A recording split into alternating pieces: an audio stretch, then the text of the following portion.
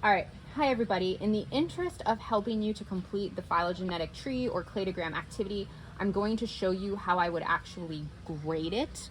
Now keep in mind, you may not be using a series of plastic sharks. You might be using something like images online or maybe some fossils, depending on what class you are in with me. But either way, you've been given a packet. The packet has some background information, which you should have read. If you have not read it, this is your hint to go back and read it before you continue. You then have a trait table, and then you have the phylogenetic tree. So this trait table has been filled in, and they have placed, you can see that each of these sharks has a letter, the letter where they think the shark would go.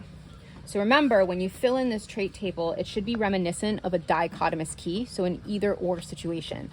I'm gonna use that to see if I can get the correct sharks in the correct location.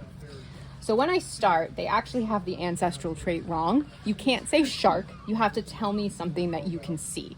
You also couldn't tell me in this instance that sharks have a cartilaginous endoskeleton because you cannot see it. I can see that they all have a dorsal fin. So I'm gonna go ahead and just correct that dorsal fin.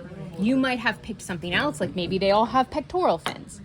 Part of this exercise is understanding that there is more than one correct answer when you're just looking at one trait to build a phylogenetic tree or a cladogram.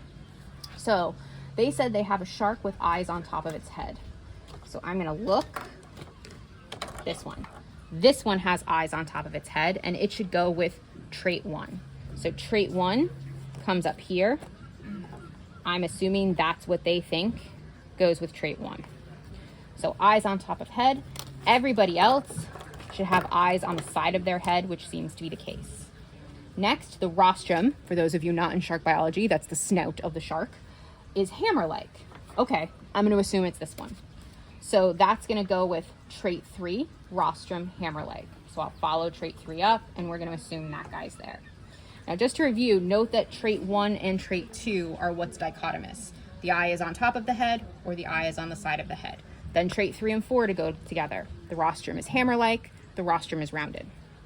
Trait 5, pectoral fins behind gills. They're talking about this one, I think, because the pectoral fin starts after that last gill slit.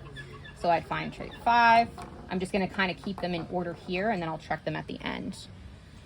6 should be the opposite, overlap. Trait 7, symmetrical tail.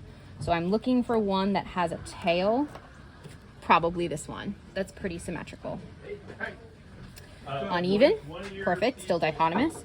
Trait 9, dorsal fins close together. I would guess they mean this one. Everyone else, they seem to be a little bit farther apart or more evenly spaced. Stripes, simple enough.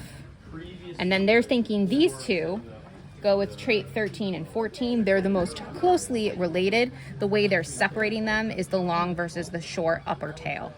So now we're just gonna see if I lined this up correctly. So shark D, perfect. G, perfect. E, going great.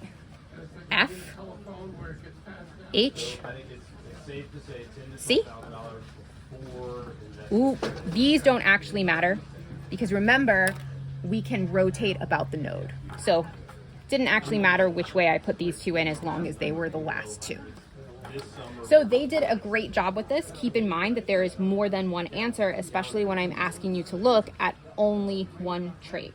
That's why when we build real phylogenies or cladograms, we have to look at a multitude of traits. Now, even though you might be using different somethings, so to speak, the process will still be the same. I'll still be evaluating it in the same way. Something to keep in mind is the hardest thing is to get going. I find it's easier to find the most different, the next most different, the next most different, so on and so forth. Other people find it's easier to find who's the most similar, who's the most similar, who's the most similar. But those are two different ways you can come at it. Good luck.